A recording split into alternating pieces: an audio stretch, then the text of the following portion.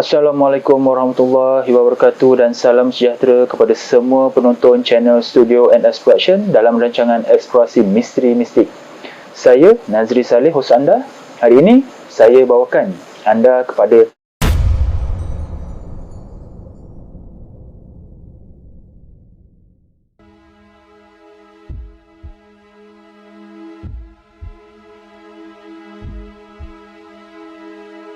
Kedah memiliki sejarah yang amat panjang yang berkesinambungan dari zaman prasejarah sehingga ke zaman moden. Salah satu kawasan di negeri Kedah yang amat kaya dengan tinggalan sejarah dan warisan budaya ialah Lembah Sungai Merbuk Muda yang merangkumi kawasan dari Gunung Jerai hingga Sungai Muda. Walau bagaimanapun, bermula pada penghujung kurun ke-14, peranan Kedah Tua sebagai sebuah pusat entrepot mulai merosot disebabkan oleh faktor-faktor perubahan muka bumi serta persekitaran politik dan sosioekonomi serantau. Dengan terhentinya peranan Kedah Tua sebagai sebuah pusat entrepot, bermulalah satu fasa baharu dalam sorotan sejarah negeri Kedah. Selepas kurun ke-15, Kesultanan Melayu Melaka mengambil alih peranan Kedah Tua sebagai salah sebuah pusat perdagangan entrepot utama di pesisir Selat Melaka. Hal ini dibuktikan dengan penemuan seramik-seramik asing di sekitar Lembah Bujang yang dapat ditarikhkan dari kurun ke-14 hingga ke-17. Daripada segi pemerintahan dan wilayah kerajaan Kedah selepas kurun ke-16, catatan sejarah membuktikan Kedah pernah memiliki wilayah dan jajahan takluk yang luas. Wilayah Kedah merangkumi Kayang, iaitu Perlis, Setul ke Kuala Bara, Pulau Pinang dan Seberang Perai, iaitu meliputi kawasan Kerian hingga ke Kuala Kurau, Perak.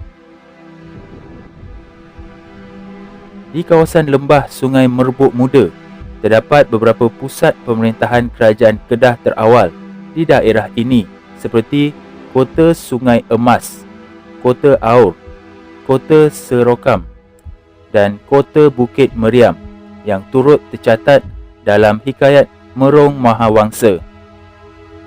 Peristiwa-peristiwa yang berlaku selepas kurun ke-16 meninggalkan kesan yang masih dapat disaksikan sehingga ke hari ini. Antaranya, runtuhan kota-kota pertahanan seperti Kota Kuala Kedah dan Kota Kuala Muda, makam-makam sultan di sekitar Merbuk, Kayang dan Langgar, serta teks manuskrip silam seperti Hikayat Sultan Maulana, Peringatan Raja-Raja Kedah dan Surat Menyurat Sultan Abdul Hamid. Peninggalan warisan ini membuktikan bahawa Kedah pernah melalui proses pembinaan, pengukuhan, pergolakan, kegemilangan dan kestabilan dalam aspek politik, ekonomi dan sosial. Kedudukan makam-makam ini terletak berhampiran dengan pusat pemerintahan Kedah pada ketika itu, khususnya di daerah Kuala Muda.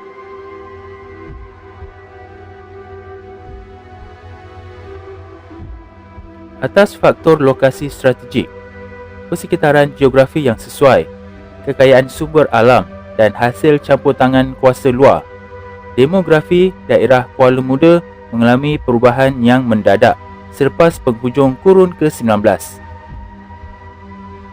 Pada asalnya, penduduk asal kawasan ini terdiri daripada masyarakat tradisional Melayu.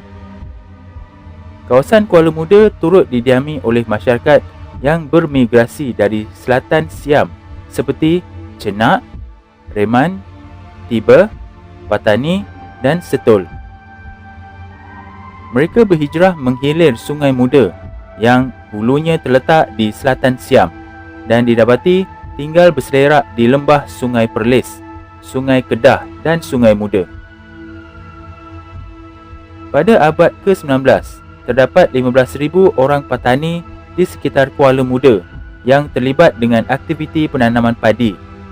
Terdapat juga penghijrah dari Indonesia, misalnya dari Jambi, Palembang, Minangkabau, Aceh, Pulau Jawa, Sulawesi dan Banjarmasin.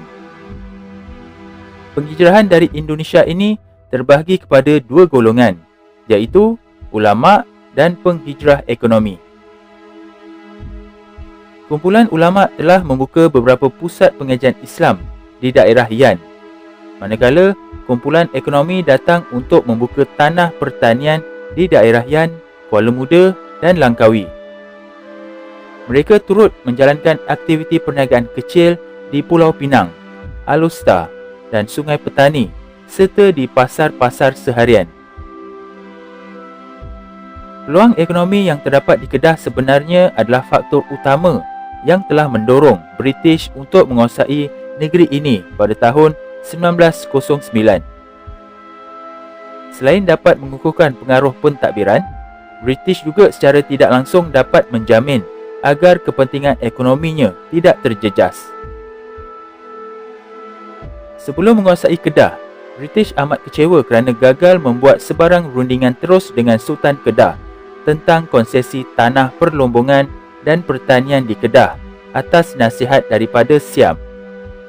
Malah, Frank Swettenham mendakwa pihak Siam telah mengarahkan Sultan Kedah supaya menghalang rakyat British daripada terlibat menjalankan kerja-kerja melombong dan pertanian di Kedah. Bertindak balas terhadap situasi itu, British yang pada ketika itu telah menduduki Pulau Pinang melaksanakan satu sekatan bagi mengawal penghijrahan buruh asing secara haram dari Pulau Pinang ke Kedah. Hal ini menyebabkan Kedah menghadapi masalah kekurangan buruh murah. Namun, akhirnya persetujuan dicapai antara pihak Siam dengan Sultan Kedah untuk tidak menghalang keterlibatan rakyat asing dalam ekonomi Kedah. Walau bagaimanapun, Siam mengenakan syarat agar segala permohonan pihak British mestilah terlebih dahulu mendapat persetujuan atau pengesahannya. Bermulanya pentadbiran British di Kedah pada tahun 1909 menyebabkan pertambahan ketara dalam bilangan penduduk. Hal ini kerana orang Cina dan India dari negeri-negeri Selat telah dibawa masuk oleh British untuk memajukan ekonomi Kedah. Sebelum tahun 1909, kedua-dua kelompok ini memang wujud di Kedah, namun bilangannya kecil. Hal ini dapat dikesan daripada rekod-rekod bertulis dan kewujudan jawatan kapitan bagi kedua-dua kelompok masyarakat ini. Kebanyakan mereka datang ke Kedah melalui Pulau Pinang dan seberang Perai. Kekayaan ekonomi Kedah turut menjadi tarikan kepada orang Eropah. Golongan ini hadir sebagai pemodal dalam bidang pertanian komersial dan pengusaha kawasan perlombongan. Wujudan orang Eropah di negeri Kedah dikesan wujud sejak tahun 1921.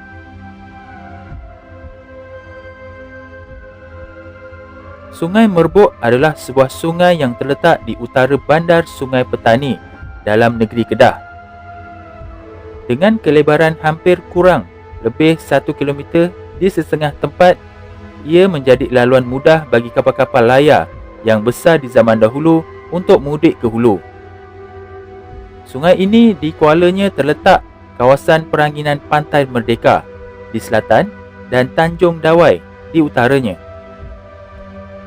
Terdapat 3 buah pulau kecil dalam Sungai Merbuk, iaitu Pulau 1, Pulau 2 dan Pulau 3. Pulau 3 turut juga dikenali sebagai Pulau Kunyit. Pulau-pulau ini walaupun hari ini dikelilingi oleh pokok bakau, akan tetapi tanah di bahagian tengahnya kejap dan rata sesuai untuk didirikan bangunan. Menurut penduduk tempatan, terdapat sebuah istana yang didirikan di atas air berhampiran dengan Pulau 3. Sewaktu air surut, kesan-kesan batu bata istana ini boleh dilihat di dalam air. Istana ini telah dirobohkan sewaktu negeri Kedah diserang oleh tentera Siam. Di dalam buku sejarah Mahawangsa, terbitan Persatuan Sejarah Malaysia, Cawangan Kedah, ada menyebut bahawa Paduka Seri Sultan Ahmad Tajuddin Halim Shah pernah bersemayam di Istana Pulau 3 sewaktu melarikan diri dari tentera Siam dulu. Kalau dicari istana ini hari ini, sememangnya tidak akan dijumpai lagi. Ia telah lama dimusnahkan oleh tentera penjajah di zaman dahulu dan serpihannya dibuang ke dalam air. Selain istana Pulau Tiga, terdapat juga istana yang tidak ramai orang tahu kewujudannya pada masa dahulu, iaitu Istana Lubuk Pusing. Istana Lubuk Pusing merupakan istana diraja yang dibina oleh Duli Yang Maha Mulia Yam Tuan Sultan Abdul Hamid Shah. Asal Lubuk Pusing terletak di antara Kota Kuala Muda dengan Pekan Semeling di daerah Kota Kuala Muda. Pada masa ini, Sungai Petani masih belum wujud. Istana ini telah dimusnahkan semasa Perang Dunia Kedua oleh tentera Jepun. Kini hanya tinggal tapak peninggalan terletak di tanah persendirian di kawasan tersebut. Istana ini pernah digunakan semasa upacara perkahwinan dengan isteri baginda yang bernama Sharifah Seha binti Said Husin pada tahun 1892 di Lubuk Pusing. Pesta merayakan upacara perkahwinan baginda memeriahkan seluruh kampung Lubuk Pusing seperti dalam gambar ini. Ada setengah pihak anggap istana ini telah gaib atau hilang dari pandangan mata manusia. Tetapi pada hakikatnya, seperti yang diterangkan tadi, bahawa istana ini telah dimusnahkan semasa Perang Dunia Kedua oleh tentera Jepun. Istana Lubuk Pusing kini telah menjadi kawasan tanah pertanian kelapa sawit seperti yang dilihat pada gambar ini.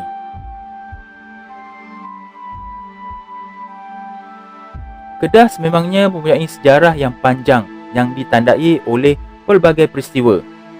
Selain pernah menjadi pusat pentadbiran dan politik terpenting, ia juga menjadi pusat ekonomi.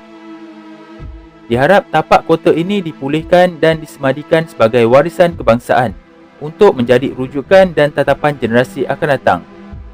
Dengan cara demikian, dapatlah generasi akan datang mengetahui bahawa perjalanan sejarah lembah Sungai Merbuk Muda tidak mudah dan patut dikenang dalam catatan sejarah supaya dapat menjadi pengajaran kepada mereka.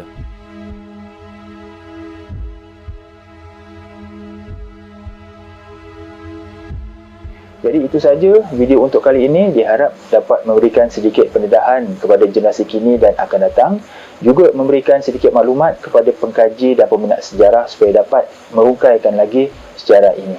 Jadi sampai di sini saja video untuk kali ini dan jumpa kita di episod akan datang yang lebih menarik insya-Allah. Assalamualaikum.